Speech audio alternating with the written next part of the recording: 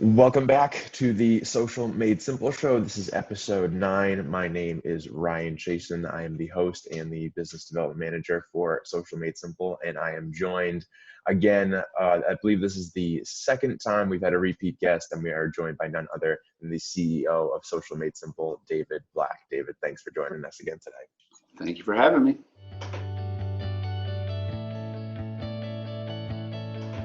It's been such a long time. And I've been waiting to redo that and throw all the other stuff away. I think it's funny that it's been such a long time since we filmed, and you are the first episode and the first guest on the show.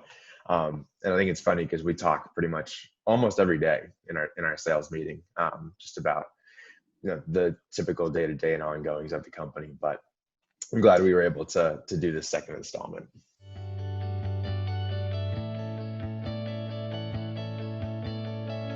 To kind of dive into a little bit more about what we talked about last time with your experience in the mortgage world and kind of how Social Made Simple was started, how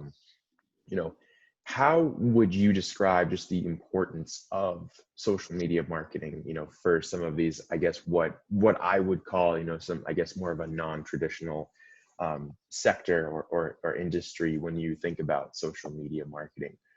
So how would you say, what's the importance here, for an industry, like finance or mortgage or insurance?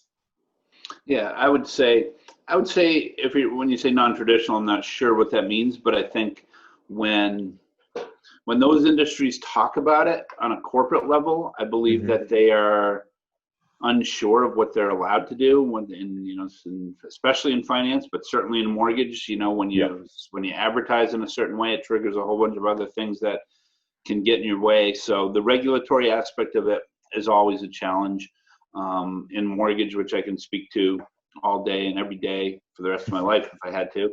I think they're very, very much looking for how are they going to get me business? What's this going to do for me? Leads are a huge part of the mortgage world. And leads, as everybody knows, always suck. So how do you overcome that? I think people, even before we started this business, there were people that were using social networks to put themselves in front of the world and did an awesome job of it. And I think they can still do that. I still believe, nobody needs a mortgage loan officer every day, although, sometimes you need them frequently when rates are dropping and you can refinance. Same with the realtor. You need a realtor when you're buying or selling a house, and it's usually the same transaction. So not very often, but when people know who you are and you're top of mind when the time comes. So I think you can get away with something that we don't really advocate anymore, which is a little more of an organic approach, with a little bit of budget behind that. So people in your town or in your markets know who you are. So I would call it more of a branding play than, somebody who's going to reach out and say, hey, I'm interested in looking at that house, or I saw you had a great interest rate, but I can't do anything right now. I'm not buying a house, or it's whatever. So I think it's more of a branding thing than anything else. And from a corporate perspective, for somebody that has, a lot of loan officers or a lot of real estate agents, I think for them, the challenge is the exact reason that we started Social Made Simple in the first place, that it was hard to get control of a brand when you got 100 loan officers who are doing their own thing. So in social networks, how do you have any control? How do you know if it's okay or it's going to get you sued? It's just too much of a challenge. So that was the idea of putting together a platform where somebody could get a grip and do it for, in this case, now it's evolved into us doing it on behalf of these people. So we have a platform where we can get a grip on hundreds of thousands of loan officers or agents and make sure that the message is proper, any place in the country, any place in the world. Based off of my conversations, I feel like, these folks like in these industries are always a little bit more hesitant than I feel like than other industries. Why do you think that is? I think for all those reasons. I think they're just, first of all, they're afraid of the regulations. So, I know I have a good friend who was our sales manager at the mortgage business for 10 years, who's in the wealth management world. And any single thing that they do and communicate with has to run through a legal department first, almost even to the point of every email they send through a work email. So that's a lot to overcome. It's kind of similar to the HIPAA stuff that we worry about when doing, we have 1,500 or so medical practices across the country, and you need to have systems set up and protocols set up to be sure that you're not violating anything in the HIPAA world. So it's the same for regulations. And then it's, I think it's just a lot of it is for realtors and for loan officers. They don't want to spend money. A loan officer themselves doesn't want to spend their money to build their own business, which is an odd thing. The occasional person will. Same for realtors, so if somebody else is buying it for them, buying their postcards or whatever they're doing, or somebody's paying for the leads in a mortgage business, they're happy to take them, but it's challenging sometimes to get them to, we tried to get them to share in the cost, share in the reward, and, thought we had built up a pretty good thing. So I think they're hesitant because, essentially each real estate agent and each loan officer is kind of a self-employed person. So how each one of them decides to run their own business. That I think it's wears on different people differently, including myself. I feel at the beginning, and again, I was probably the least regular about coming into the office. I would come in probably at least 3 days, maybe 4 days, sometimes 5 days. But so for me, it was, and I have one of the longer drives. I know there's a few people that have a longer drive, but I had one of the longer drives. So I was pretty excited about it. And I think I would gather everybody was, and I feel like it went off without a hitch, and we kind of transitioned quickly, got rid of our office space, which I like. But I believe we have, I believe we can't overlook the strain that it puts on us as people, and whatever we are, I think we're social creatures, and I think you take a lot away from going to an office, being among other people, and who knows what kind of conversations you're going to get into, which is different than what I think we, the way it works over Zoom calls. Even though we might even see each other more regularly, some people on the Zoom calls than you do, but there's still something missing. And one of the things I tried to do is get us on random calls with random people, with amongst ourselves, so that we could stay in touch with people who we might not otherwise be talking to. So hopefully people enjoy those. I'm not sure that they do. I did. Do you? Oh yeah. It just breaks up our day-to-day routine. And I think you make a lot of good points where the working from home for an extended period of time definitely can provide a strain just in different areas that we don't think about. I miss going into the office like a little early in the morning, like sitting down, having a cup of coffee, and just like kind of getting into the zone. And I know that I would hear you like whistling down the hallway and be like, there's David. And just having that social interaction was always just, I feel like it kept us all like on our toes, and I feel like it kept us energized and motivated. Not to say that we're not motivated when we're at home, but you're absolutely right that you have to establish a routine. You need to, do all the same things that you would do before going to the office when you're at home. And I think, I've talked about it before on here, one of the biggest things that was tough for me is kind of differentiating my workspace and my work hours and being at home, because I feel like being at home, it's much easier just to put in, that extra 30 minutes, that extra hour, versus being in the office. It's like, all right, we're pretty much wrapping up for the day. You're able to kind of leave your work at the office versus like, I'm here, I have the time, why not just keep going?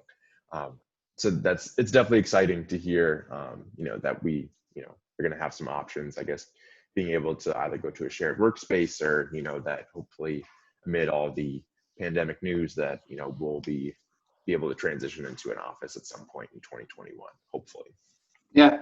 Who knows when, I would say I'd love to have something to go to right now, and can certainly go to, a shared space down here just to get a day's worth of work done or something, or go up, to the work bar and meet them.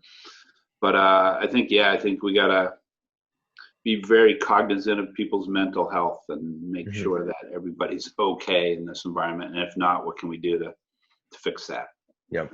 And I think Social Made Simple has done a great job of one, and I always say this: one, listening to the employees, and two, being able to institute change quickly. Like, for everyone that doesn't know, our CFO, Brad, who's also David's brother, will often do these coffee breaks on Fridays where he'll either play a character or have us play a game, and it's all random and we never know what we're going to get ourselves into, and it only lasts about 15 to 20 minutes, but it breaks up the week and the month and the day, just to kind of end the week on a high note. And I feel like it just brings us all together, and everyone's laughing, everyone's smiling. It's, that 15 to 20 minutes where we take our heads out of the sand, so to speak, and we're able to kind of just come together as a company and have a little bit of fun.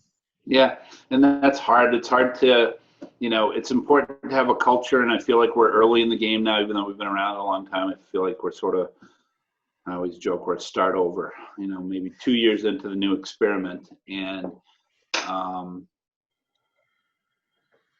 culture is really, really important. Early in the game, it's important. If it gets away from you now, you're going to have no way to get it back, down the road. So, Mm-hmm. Been through it before. How do you teach people the things that, not necessarily from my head for the social networking kind of things and social advertising things, but from somebody's head, how do you know it's being taught to the next generation and the next, and what are they learning and how are they learning? So there's just so many things you have to do to make sure that you're building the right foundation, building the right protocols to be able to keep things going and coach it the right way, teach it the right way. But also it definitely will give you options that we didn't have before, and more normalcy to saying, I'm going to be somebody that doesn't go into the office on a regular basis. Yeah. And I think that's awesome. It just gives you a whole new, set of options to play with. Yeah. And No. a whole new pool of people. We're already starting to hire. We got somebody in Dallas, somebody in LA, and New York we've had for quite a while. So I think it just expands the possibilities. Yeah. Advice, I would say, now we know a little bit more about the timeline, which is that we don't know what it really is, although feels like there's a lot happening that might change the timeline, that it's not going to go on forever. But I think it's going to, kind of be, if there's ever a new normal, or if it's, never going to go back to normal, or we're finding a new way to live in the world. I think we kind of know about that. So I think if you're waiting for things to go back to normal, you need to change your thinking immediately. You need to say, this is the world we're in, and what do I need to do? If you're, especially the most obvious thing is restaurants. Like, what do you do? I spoke to a guy the other day who has a platform to try to beat out the Grubhubs, who take so much money out of the equation from the restaurant and all the people involved in it, and from the consumers, trying to solve that problem. But if you're in a restaurant business, you may be stuck at 20, 25, 30% capacity inside, especially as the winter months come. So assume that's going to be the normal. And what do you have to do? Like, what does it take for you to be able to get the money you need and make the margins that you can make without giving it away to somebody else for delivery purposes? What do you need to do to, and I think people are probably tired of making their own meals, and it's definitely there's definitely opportunities, out of the last crazy recession we had in the late aughts, if that's what you call it, evolved things like Uber and Airbnb and stuff like that. There's, the Zoom world and whatever, all the stuff that facilitates, being remote are obvious things, but what are the non-obvious things that are going to come out of this and be the big, unicorn businesses? Solving the eating problem is a big thing, I think. I was kind of going to reverse it and ask you that before I give you my opinion. So where do you, being on the front lines, and talking to small businesses all day, every day, what do they see and what do you see happening? Sure. Yeah. Based off of a lot of the conversations that I have, a lot of businesses that, you know, didn't necessarily have a very strong digital presence, whether that's on Google, their websites, or social media, are now more so in a, not necessarily a panic, but they're trying to really educate themselves on how to be successful on social media and who they're able to trust and who they're able to go to. You know, and thankfully, you know, just over the course of this pandemic, there have been a number of small businesses that we've been able to onboard and work with. But I would say the biggest thing is that this isn't something that they would think about before. You know, they relied a lot on the old school of word of mouth in their brick and mortar locations, and they weren't worried about, you know, having a web presence, having a social media presence. But now, with everyone being at home, you know, there's just more time for everyone to spend on their social media platforms, and that means there's just more ads and content to consume. So I would say that a lot of folks that are in the small business world that were much more conventional and traditional with their marketing tactics are now just really trying to navigate the social media world.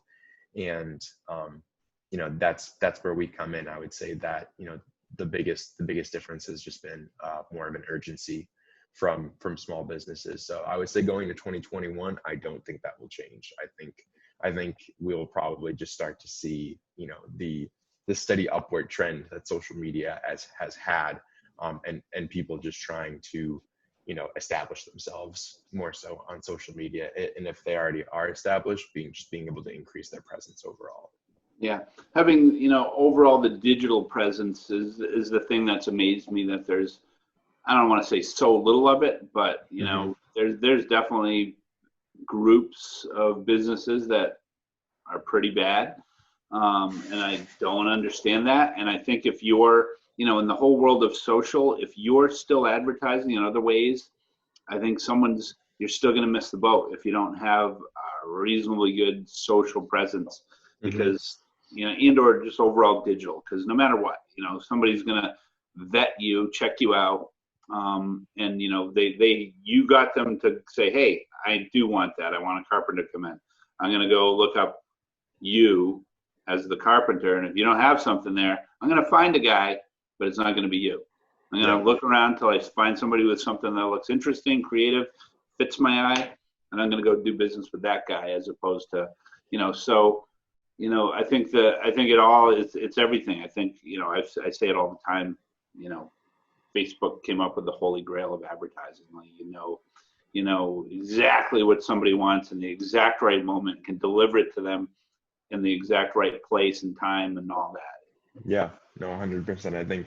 I think it'll definitely be interesting just to see where technology puts us, you know, going into 2021, and how much more connected all of us will be, and just the impact that social media will have in general. I believe that's all the questions that we have for today. David, thanks again for joining us. Be sure to check out the rest of our episodes on YouTube with the Social Made Simple show, and be sure to check out our website to get some more information on everything that we do related to social. Until then, we will see you guys next time. Awesome. Thanks, Ryan.